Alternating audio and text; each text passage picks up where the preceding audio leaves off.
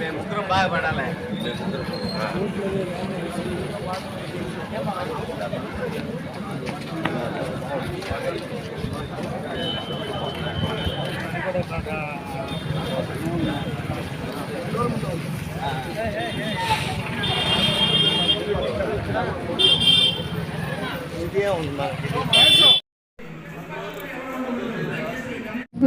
అందరికీ నమస్కారం.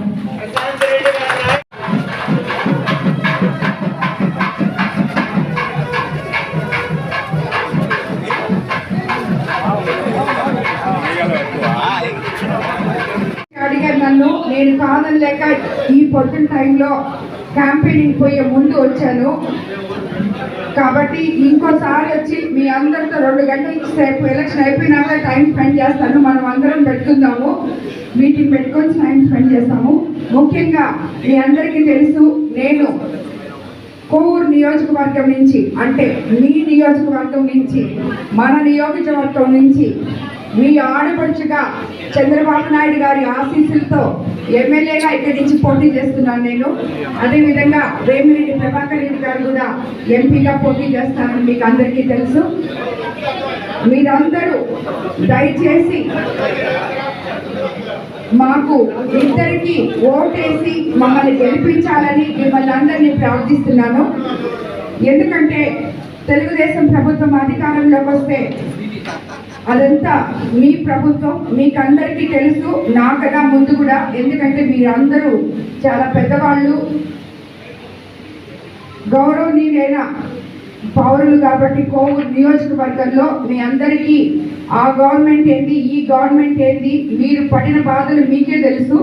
కాబట్టి చంద్రబాబు నాయుడు గారిని మనం ముఖ్యమంత్రిగా చేసుకొని తెలుగుదేశం ప్రభుత్వం అధికారంలోకి తీసుకొని వస్తే ఒకవైపు సంక్షేమము, మరోవైపు అభివృద్ధి 2 ఉంటాయి. కాబట్టి అదే కాకుండా మనం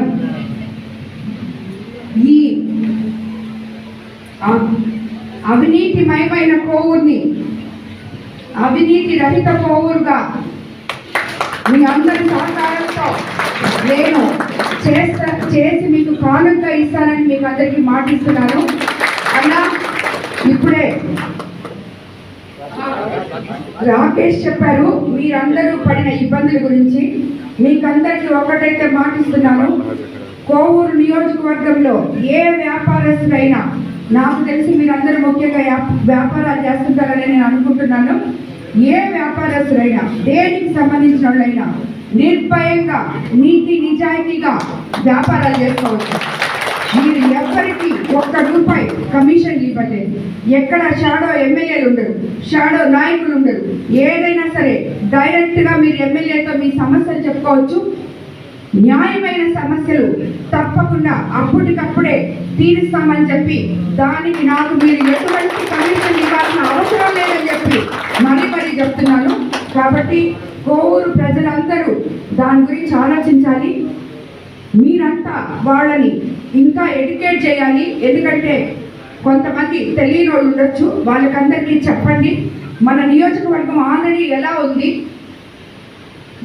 అదే వేమిరెడ్డి ప్రశాంతి వస్తే ఎంత ప్రశాంతంగా ఉంటుందో మీరందరికీ చెప్పాలని నేను మిమ్మల్ని అందరినీ సోదరులుగా భావించి ఈరోజు మీ ముందుకు వచ్చాను. మీ అందరి సపోర్ట్ నాకు చాలా అవసరమన్నా. కాబట్టి తప్పకుండా మీరు చేయండి. మీకు ఎటువంటి సమస్యలు లేకుండా, మీరు ఎటువంటి ఇబ్బందులు పడకుండా ఈరోజు మీరు ముందుండి నన్ను నడిపించండి.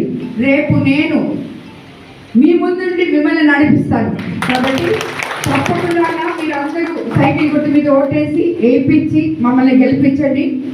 మీ సమస్యలన్నీ కొన్ని చెప్పారు, అవన్నీ ఏమున్నా కానీ నేను తప్పకుండా న్యాయబద్ధంగా మీకు చేస్తానని చెప్పి నేను మీకు మాటిస్తున్నానన్నా. అందరికీ నమస్కారం. నన్ను క్షమించండి. మీటింగ్